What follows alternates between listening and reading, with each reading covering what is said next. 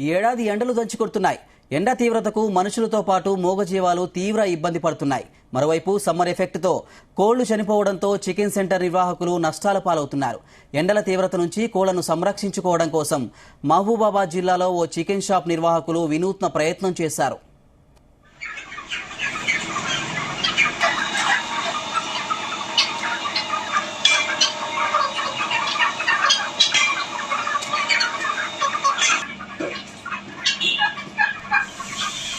కేసముద్రం మండల కేంద్రంలో బానిశెట్టి వెంకటేష్, విజయ దంపతులు చికెన్ సెంటర్ నడుపుతూ జీవనం కొనసాగిస్తున్నారు.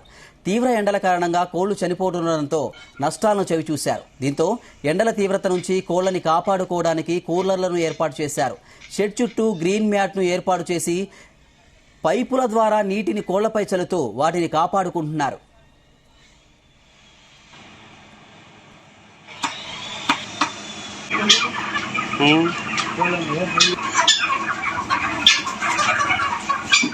ఈ ఎండ తీవ్రతలు బాగా ఈ సంవత్సరం ఎక్కువగా అయినాయి.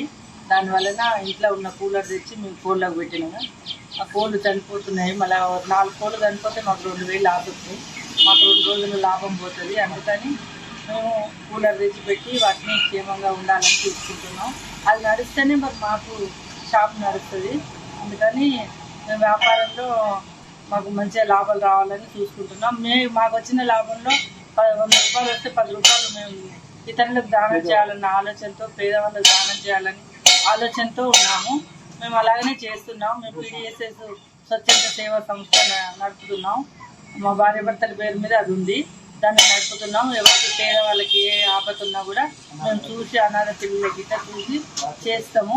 యాచకులకు చెద్దర్లు, దుప్పట్లు ఏమైనా ఇస్తాము. బట్టలు ఇట్లా ఇస్తూ ఉంటాము. గత 24 సంవత్సరాలుగా నేను ఈ చికెన్ షాప్ని రన్ చేస్తున్నాను. ఈ చికెన్ షాప్ మాకు బాగా ఉన్నతమైన చదువులు లేవు, ఆసుపాసులు లేవు కనుక మరి పొట్ట దుప్పల కోసము మరి ఏదో ఒక పని చేయాలి కనుక మరి చికెన్ షాప్ను ఎన్నుకున్నాము. ఈ చికెన్ షాప్ను గత 20 సంవత్సరాలుగా పనిచేస్తూ